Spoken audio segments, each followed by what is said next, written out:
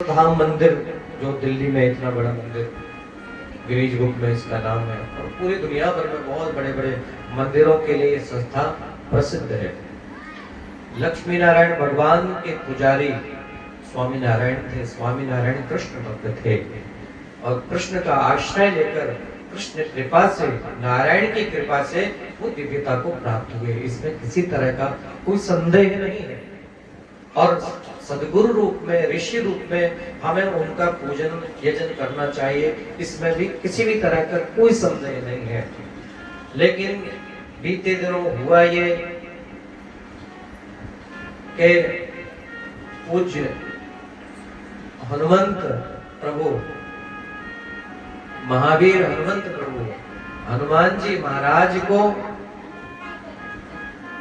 नीचा दिखाया गया और अपने सदगुरु को उन्होंने ऊपर दिखाया। मतलब राम जी की जगह अपने गुरु को रख दिया और हनुमान जी की प्रतिमा उनके चरणों में रख दी।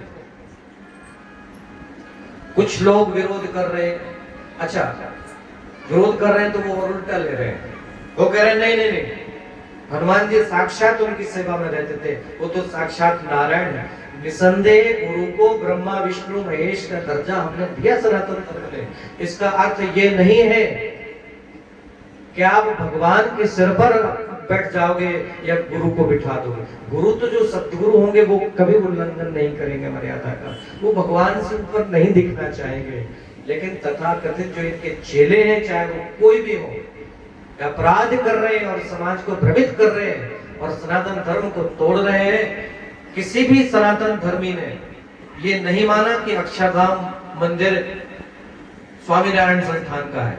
हमने माना हमारा है, हम सनातन से अलग नहीं मानते, आज भी नहीं मानते। लेकिन तुम कब अलग हो गए? तुम्हारा संप्रदाय कब अलग से खड़ा हो गया कि तुम नारायण के समानांतर अपने सदगुरु को खड़ा करते हो? कर लो, कोई दिक्कत नहीं, लेकिन भगवान को तुम उनके नीचे क्यों दिखा रहे हो? जो पाप साईं भक्तों ने किया वो पाप स्वामी नारायण फिर से कर रहा है। ये अपराध है, विरोध करो।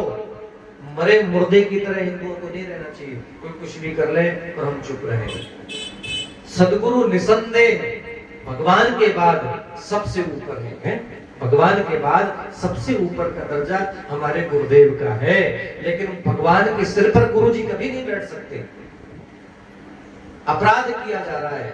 अगर हमारे देव प्रतिमाओं को, ये देवी प्रतिमाओं को नीचा दिखाएं हम और गुरु को ऊपर कर दें, तो आप उन गुरु के लिए भी मुसीबत खड़ी करते हो और आप अपने लिए तो नरक, बहुत बड़ा नरक खाई खोद रहे हो, उसमें जाके ना जाने कितने जन्मों तक पड़ोगे। इसलिए मैं निवेदन करना चाहता हूं कि ऐसी किसी भी दुर्व्यवस्था शब्द प्रयोग कर रहा हूं, गुरु के नाम पर, धर्म के नाम पर ऐसी किसी भी दुर्व्यवस्था का खंडन करो, विरोध करो।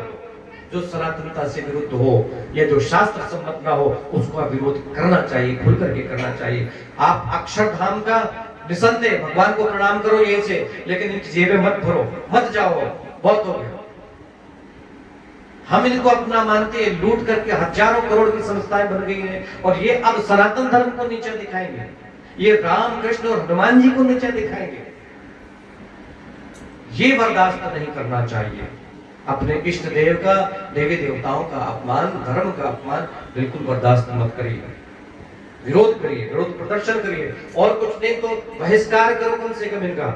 इनकी जेबें मत भरो, इनको दान मत दो, इसी से थोड़ा बहुत अकल ठिकाने आएगी। वापस मैं अपने प्रसंग पर लौटता हूं। मैं निवेदन केवल ये कर रहा हूं कि सदगुरु,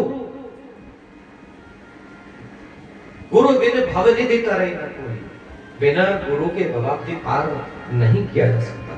भवसागर पार जाने के लिए सदगुरु की आवश्यकता है, लेकिन गुरु जो भगवान तक आपको न ले जाए, वो तो कुएं में गिराएगा और खुद भी तुम गिरोगे और तुम्हारा गुरु भी गिरने वाला है। ऐसों से बच के रहो। ऐसे तथाकथित जो भी गुरु समाज में पनप रहे हैं, उनकी ओर ध्यान न देना। जो शास्त्र विधि से चलते हो, सनातन विधि से चलते हो और अपनी परंपरा का निर्वाह करते हुए देवी देवताओं को, अपनी परंपराओं को और ऊपर उठाते हुए, उनका प्रसारण प्रचारण करते हुए दास्ता स्वीकार करते हुए समाज को चला रहे हो या ज्ञान दे रहे हो, बस उसी को ही स्वीकार करना, दूसरों को बिल्कुल नहीं करना। साचे दरबार की